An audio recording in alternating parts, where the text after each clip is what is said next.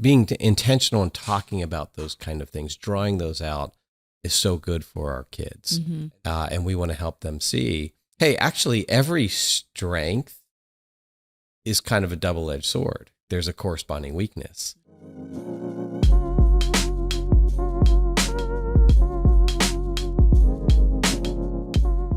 How does the unique personalities and giftedness and all that comes with being a human being play into our parenting of, in our case, our 5 different children? How has that affected our parenting?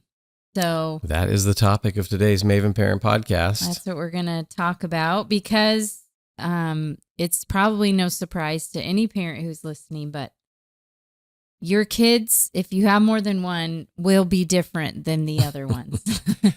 Yes, they will be different. And yet, at the same time, there's a lot of similarities. There can be. Some of our kids are not similar at all. Like, they are polar opposites. I'm thinking especially of our number 4 kid and our number 5 kid. Like, they could not be more opposite. That's true. That's true. But there are general truths about them. We know that, of course, they're both little sinners. True. That's true about both. That's true about all of them. That's true about all of our kids. It's very true. It's very true about our oldest son, who sits behind the camera. It's true about their father. Our kids are very sarcastic. Yeah. And I think they were born that way, though. There's a genetic link Was there. that biological, or was that nurtured in them? Biological, genetic, Yeah, exactly. DNA. It's in the DNA.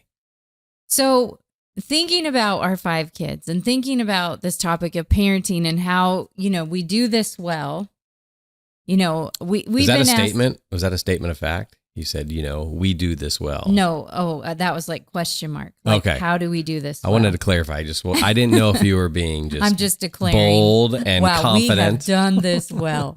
No, like, how to do this well, question mark. And with, we talk a lot on this podcast about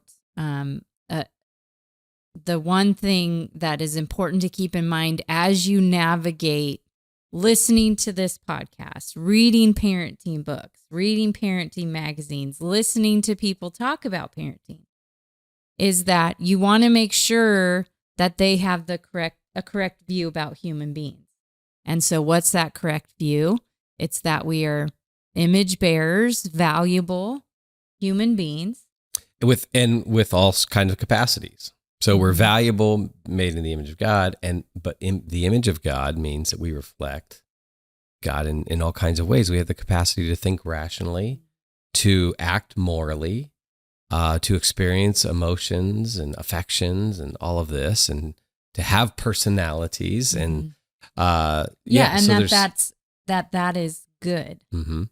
And so when you think about your kids, and especially maybe thinking about your kids that are different than you are, your kids, your stepkids, your grandkids, who's ever listening, and how maybe sometimes it's hard to see the good in people who are different than us, because we think kind of the way we are is pretty good. And so you can have a kid that is so drastically different than you, and then it's hard to see that their qualities as good. I'm thinking about even gender stuff. So dad with daughter, and in general, the teenage years and puberty can bring about a lot of emotion with girls. Oh, yes. And so lots of emotion. Okay, we don't need commentary. So that can bring an emotion, and to a middle-aged dad who's, not super emotional. Who are you calling middle-aged? You. And so you can look at the emotions and sensitivity of a teenage girl and think, this is bad. This is not a good thing. Confess, I've thought that quite a few times. Now, of course, there are weaknesses and strengths to all these things. But I'm just trying to give an example of of things we see in our kids that are different from us, and it's hard to see that as good. But we are all image bearers, and the way we are unique is actually good and beautiful, and we want to see that. We want to view our kids that way. We want to view our spouses that way. We want to view all the human beings around us in that way. And let's think about the kind of the second half of human nature Yes. too. Our fallenness, right? Kind of made in God's image, beautiful, fallen, broken, and worse than broken, rebellious. And that gets played out uniquely amongst our kids as well. Yeah. I mean, there's some unique ways in which Micah sins, and there are some unique ways in which Ella sins, and Paige sins, and Jonah sins, and Lexi sins. I mean, they find all kinds of unique ways to sin. So we need to talk about that aspect too, because but the point is, it will inform how we parent each of those unique personalities uniquely. Yeah. There's some uniqueness there. Now, of course, there's some similarities. There's some sameness because human beings, even though they're distinct and unique, they're also they all share a common human nature, right? So when it comes to things like respecting mom or dad, we're not like, oh, you're unique. That's harder for you. That's more difficult. So we'll let you off the hook for that. Actually, you'll hear this excused with kids who do have really strong personalities and kind of want to lead and control situations. And we can dismiss, oh, that's their personality type. Oh, that's just how they are. And so they're allowed actually to be rude and disrespectful of mom and dad or grandma and grandpa or whoever else it is. And so in some ways, even though our 5 kids are different, there are areas where we have the exact same expectations for all of our kids.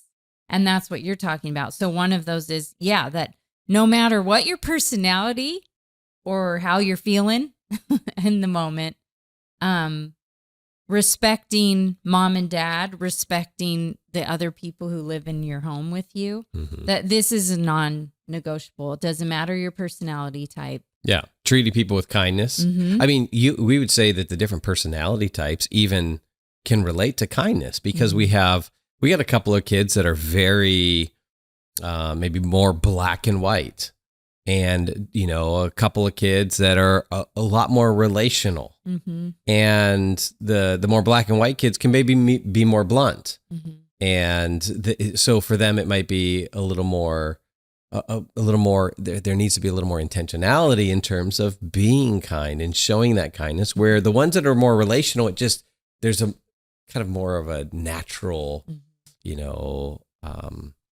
proclivity. Yeah. It's easier. That. It's easier. Yeah. And it can be easier. Yeah. But despite that side of the uniqueness, the expectation is the same. Yeah. That you're kind to others. Things like working hard, contributing around the house, no matter the personality, no matter if they have just a ease with working hard, like getting in there, focusing, getting something done, or if it's harder for them to get a job completed. No matter what, we expect that all our children will work and do stuff at home. Yeah.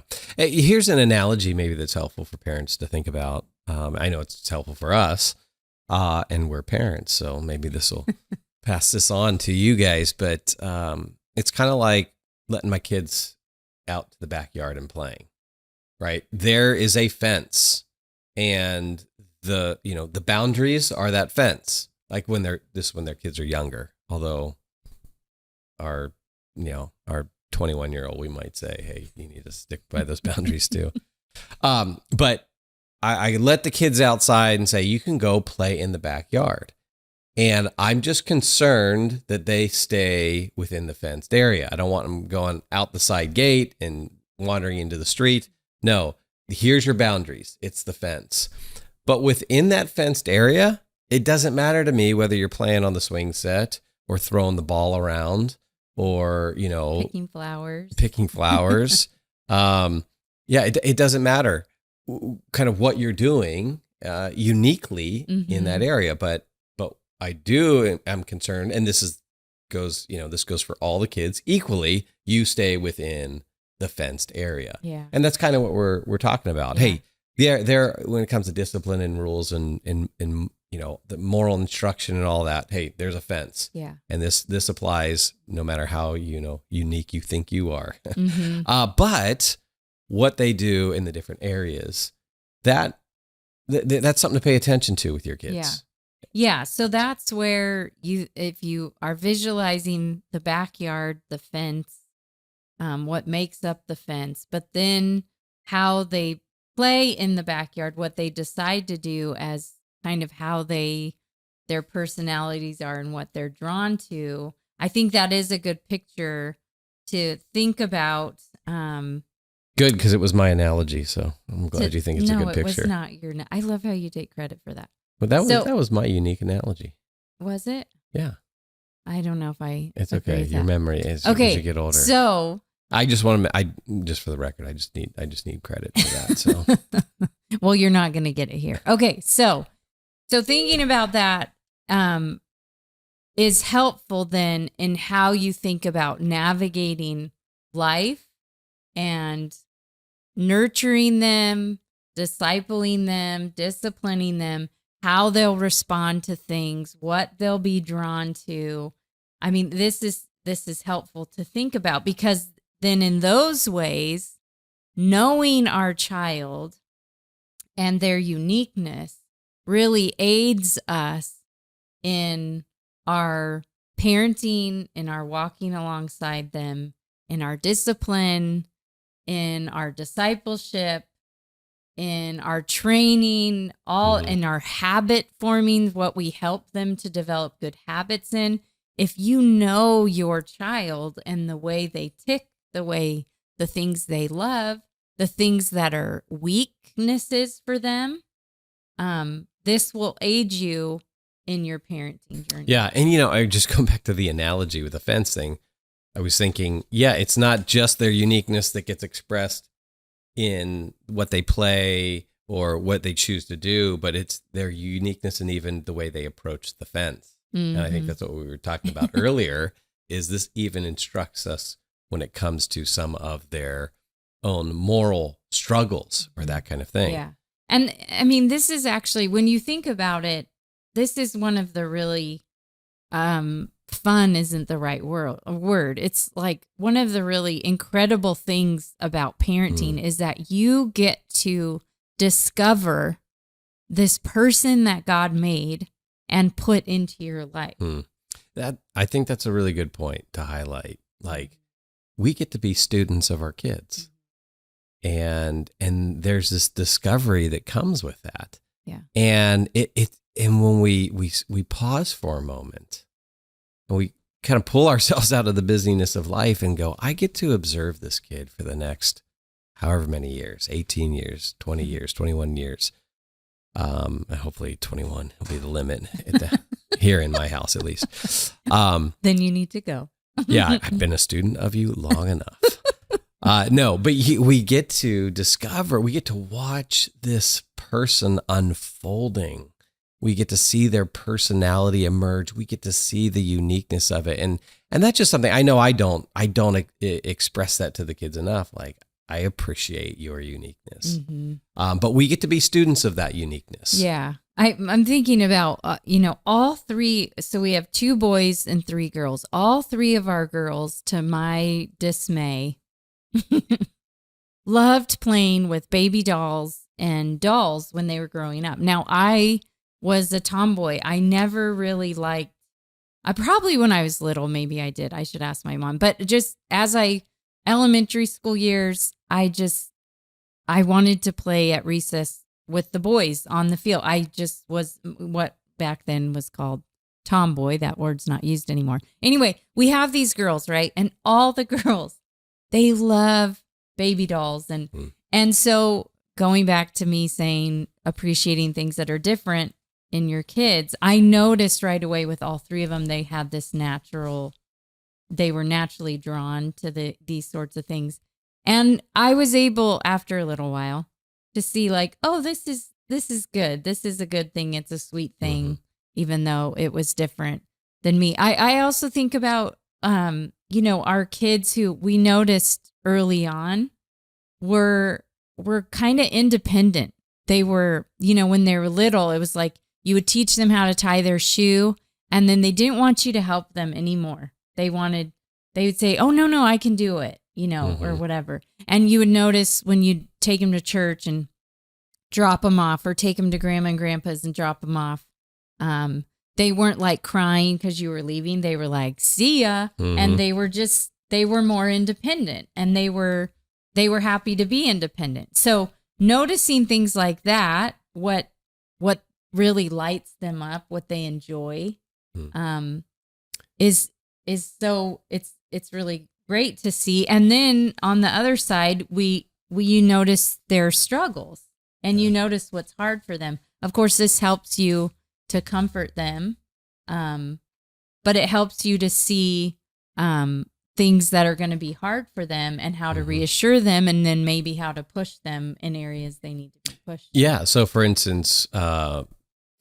kids that were maybe younger, and kids change too. That's the other thing to say. As you're discovering their uniqueness, you'll also see it change in various ways, because like Micah, who now is 21, and anyone who knows Micah would say, yeah, he's a real outgoing kid. He's very relational. Yeah. Well, if you saw this kid 6 months ago, no, I'm just kidding. If you saw him when he was like 6 years old, you would see a very introverted, kind of withdrawn, shy kid. And so we knew that like kind of too much social time for him was a little just overwhelming at that point. Yeah, it would drain him. Yeah, for sure. And so with those kids with that kind of unique personality who are more introverted, hey, what they're going to need is maybe some a break from social time. And then this helps with kind of on the end of punishment for disobedience or something. You realize, hey, for that kid, timeout is a reward. It's like, timeout, mom, dad, me go to my bed by myself. Especially in a big family where the house is always busy and crazy. If you say, hey, you're not listening well, go to your room. You're in your room for 30 minutes. They're like, sweet, perfect. Yeah. That's actually really good for me. Yep. So it might not, in a discipline situation, it might not be actually effective because it doesn't really get their attention that, hey, this isn't going to fly with mom kind of thing. But I do remember, for example, you brought up Micah, but when he was even little, 4 and 5, he would say, are we going anywhere today? Can we just stay home? And so like in his little way, he was telling me, I need some time at home. And he'd say, I just want to play with my Legos all day long, and he just wanted quiet and not to have to run around and go and do all these things. Yeah. He is more outgoing, but he still is kind of more of a homebody that way. And so knowing him and knowing his personality is helpful. Yeah. And not only are we to discover our kid's unique personality, but we're also to appreciate it. And that's where we have to be real careful in kind of comparing kids because they are unique. And to not say, hey, your brother's so outgoing and he, and say those kind of things to kids, but appreciate the uniqueness of that individual kid, whether they're the outgoing or the introvert, or whether they're more social or less social or more intellectual or more relational. It's not just to discover those things, but then also appreciate them for who they are. Yeah. Yeah. Which I think is, as I said before, is a little more challenging with the kids that maybe are different than you, or, if you have step kids, if you're in a, blended marriage. And so you haven't known these kids as long. And so it takes time, of course, to get to know kids.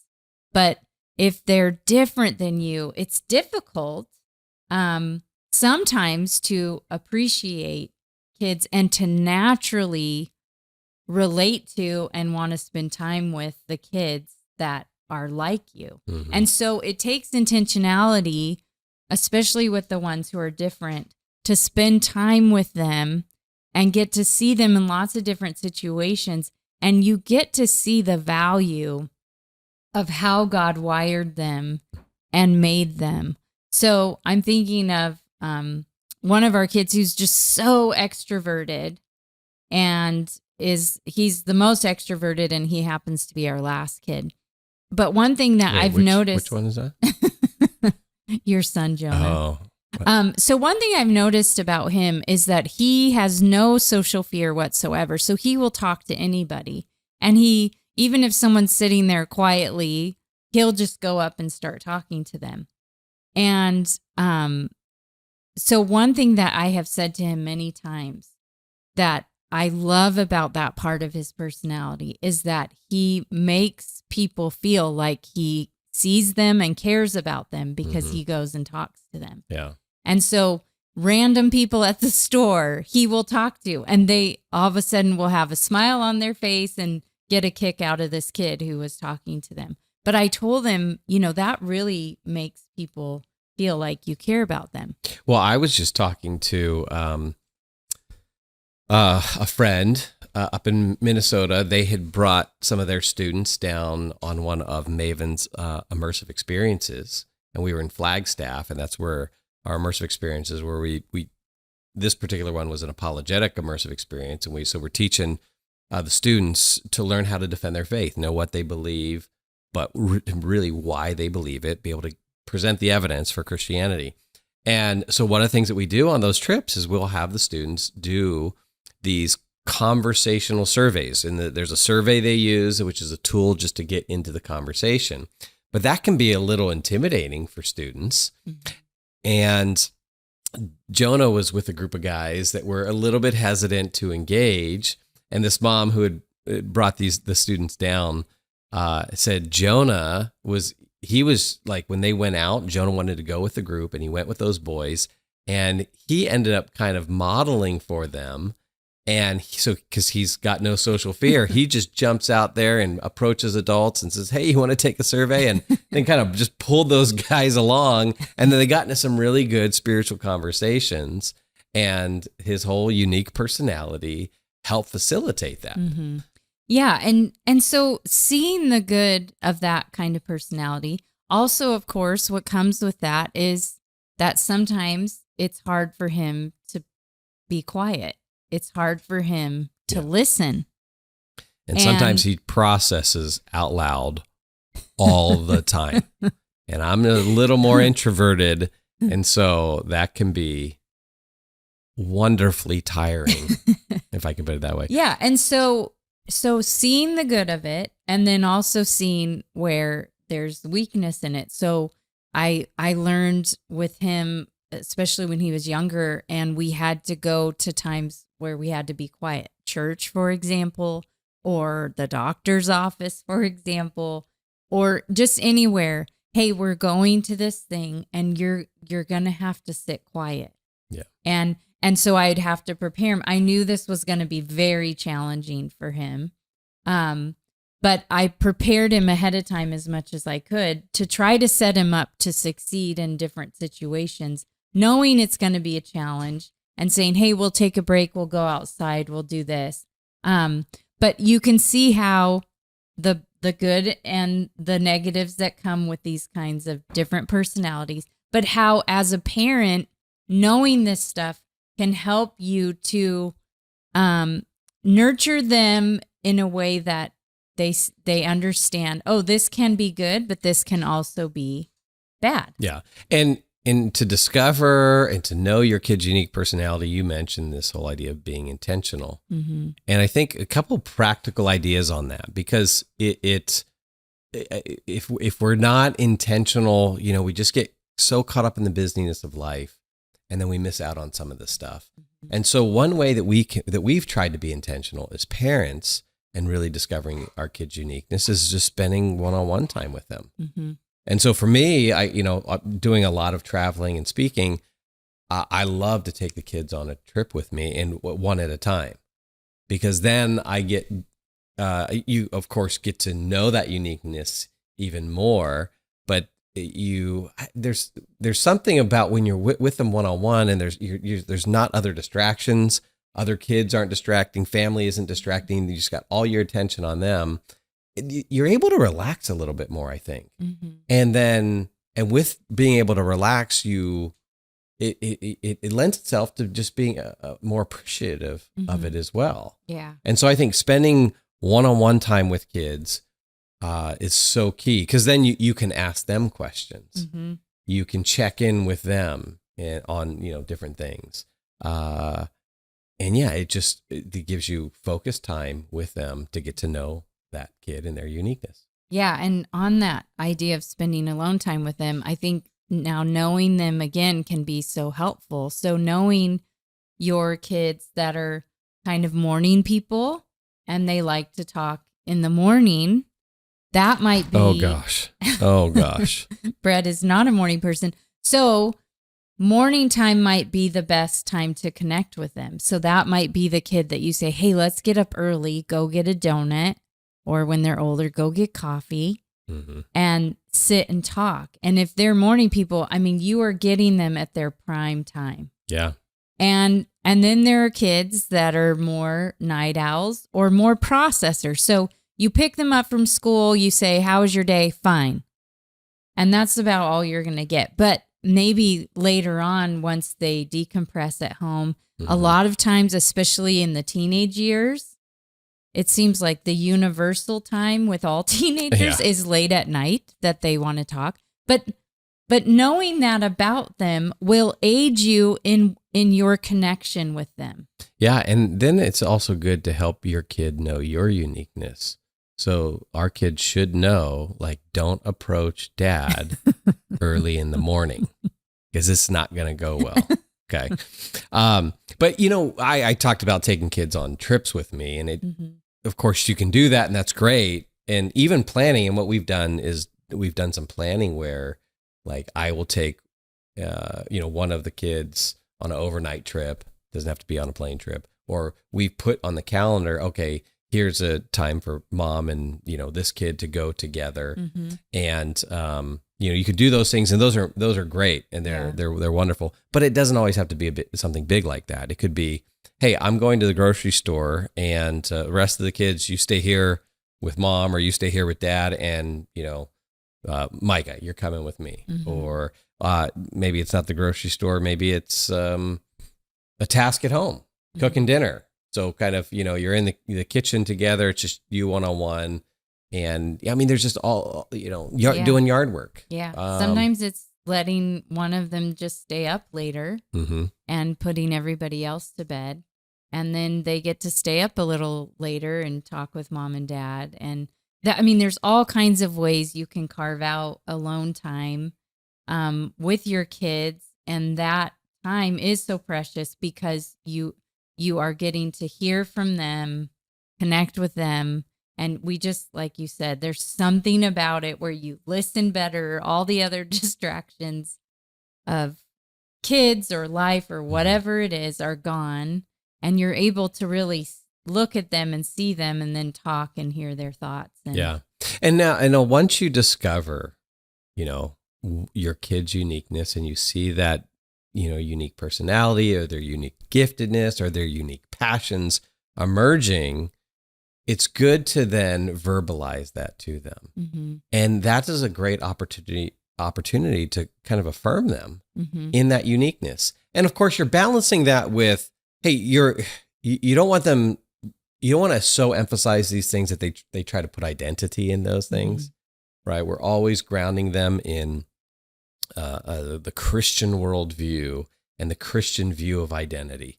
And our primary identity is made in the image of God. And now in the New Testament era, we're in Christ, right? As redeemed new creations. That's our identity. I'm God's creation. I'm his child. I'm redeemed by Christ. I'm in Christ. But talking to your kid and letting him know how much you appreciate some of the unique things about them, and helping them, because I think in that process you also help them to discover it a little bit too, because they're you're looking at it from kind of the outside observer looking in, where they are, they just might not be able to observe that about themselves yet at those younger ages. So you can help them to recognize some of their uniqueness and how there's specialness there, but then also how they can use that uniqueness to serve God and to serve other people. Yeah. Yeah. I'm thinking about how you don't want to like label them and put them in this box of like, oh, you're just the shy kid. That's who you, I mean, there's such a better way to look at it. It's like, oh, I can see about you, you're thoughtful. When people say stuff, you really think about it. Or when people ask you a question, you really think about it before you answer. You don't just speak. Or you are a really good listener. And saying something like that to your kid instead of just like, oh, you're shy, so it's hard. You're shy. And then that can just kind of put them in this box of like, oh, this is just how I am kind of thing.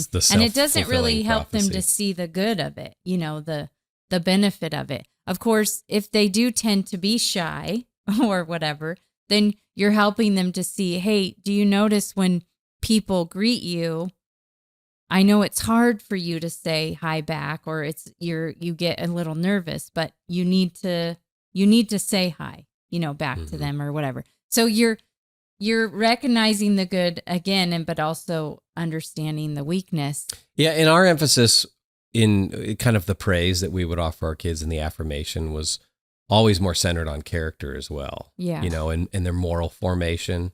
So yeah, you have to be careful on how much you emphasize kind of the unique giftedness or athletic talent or, whatever.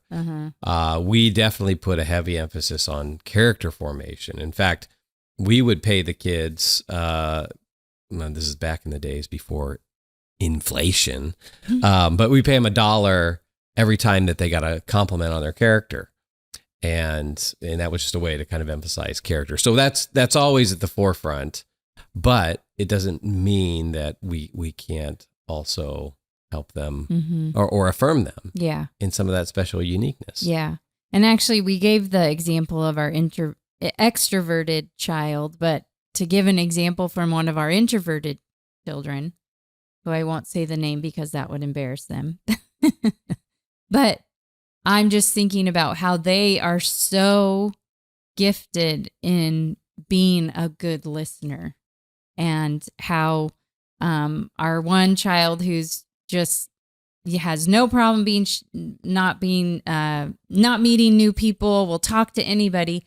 He also has kind of a short attention span. He'll sit there for a little while, talk, and then he'll go and move on and do something else. Where I saw the great benefit of one of our kids who is very introverted and thoughtful and a really good listener, has been such a gift to my dad, for example, who had a stroke and can't talk.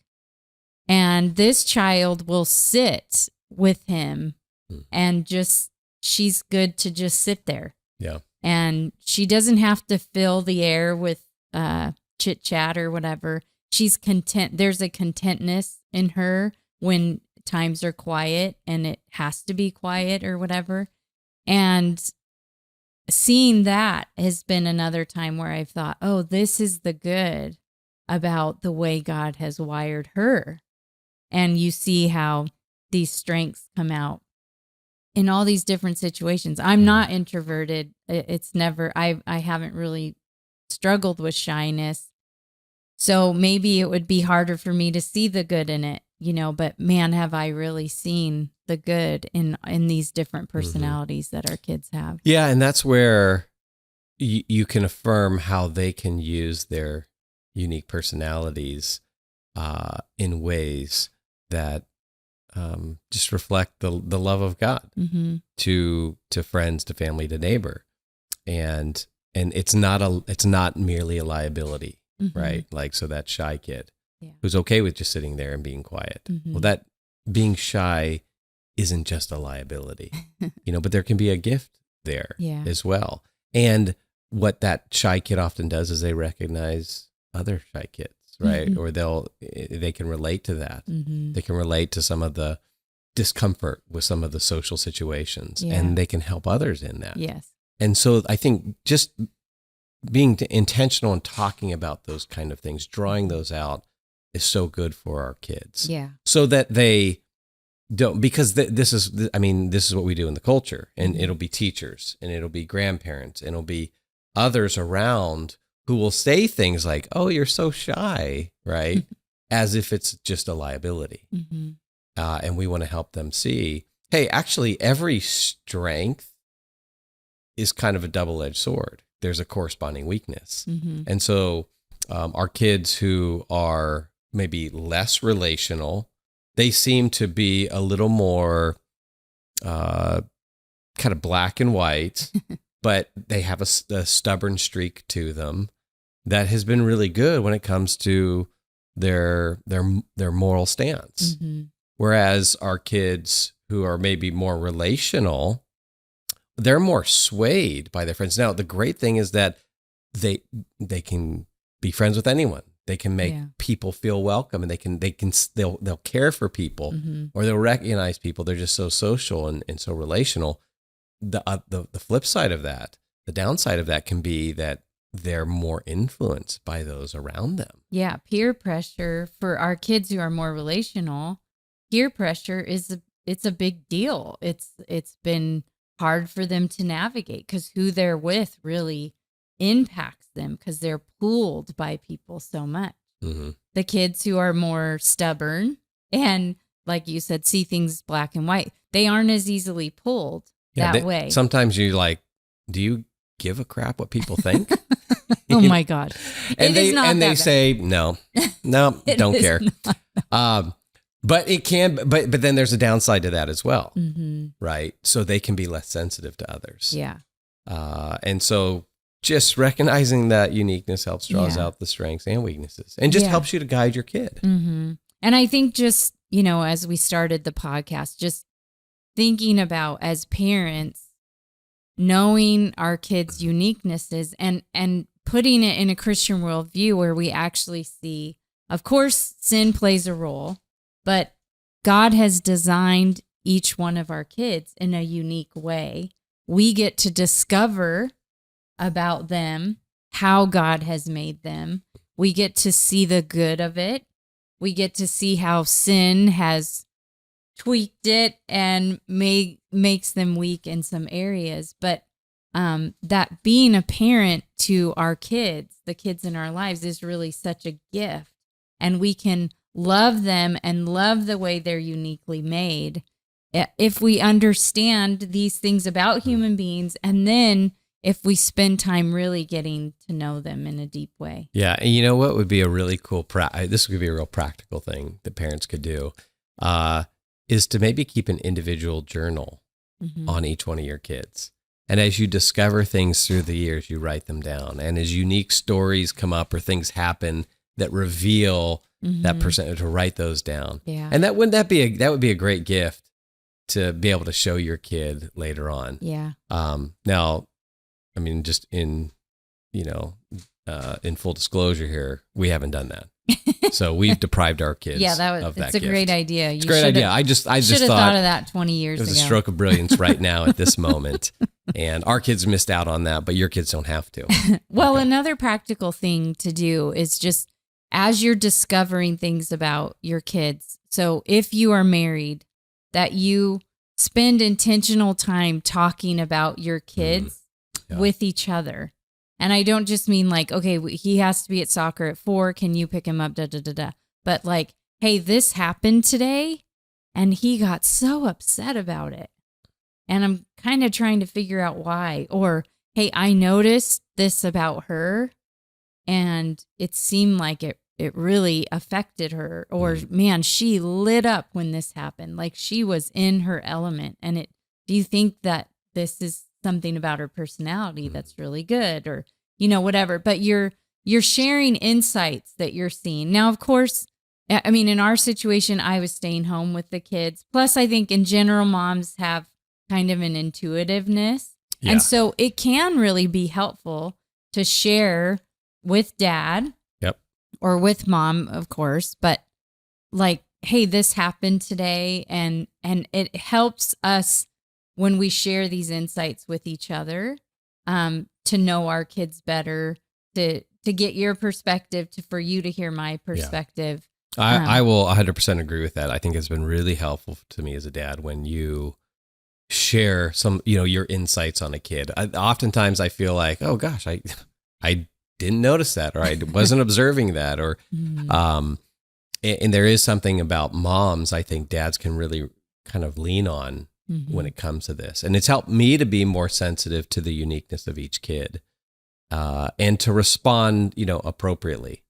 And so I think you've been really helpful, in helping me as a dad recognize that, so we can play a good role like that as partners. Yeah, and having intentional time doing that instead of maybe in the heat of the moment. Like, I'm thinking about one of our girls who's super sensitive, and when she was like 3 or 4, and one time you raised your voice, and told her to do something, and her lip just started quivering, and you sent her to her room. I forget what happened, but anyway, I'm sure it was well justified.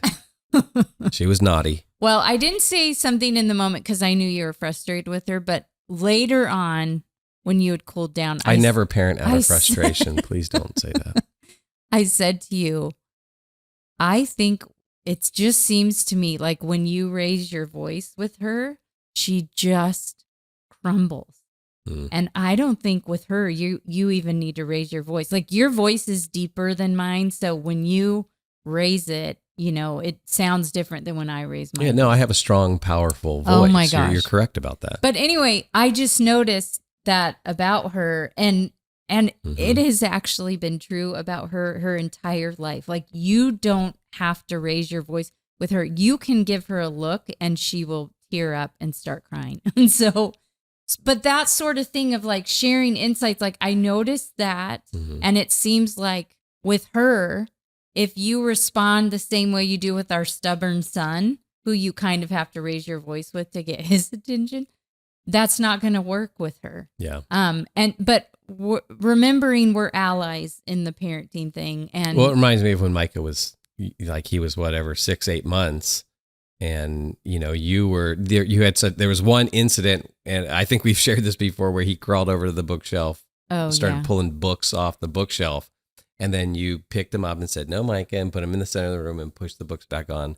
He just crawled back over, and you said, "No, Micah," and you put him back. And like, he looked at you and he went, and just clenched his fist. Grunted at me and gave me a dirty look. Yes, he did at 6 months of age.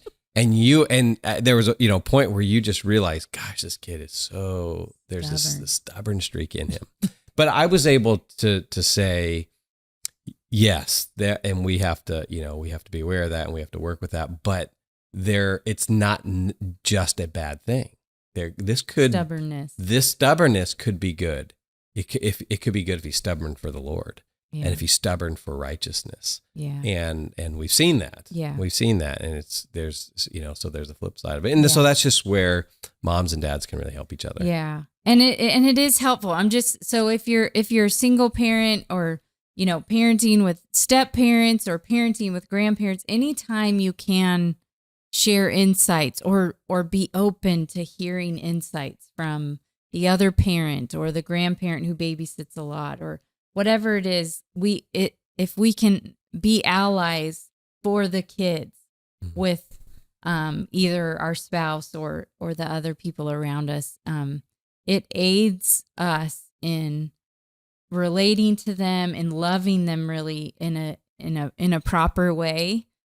Because one thing again that we do with all of our kids is we tell them that what we are after is their good.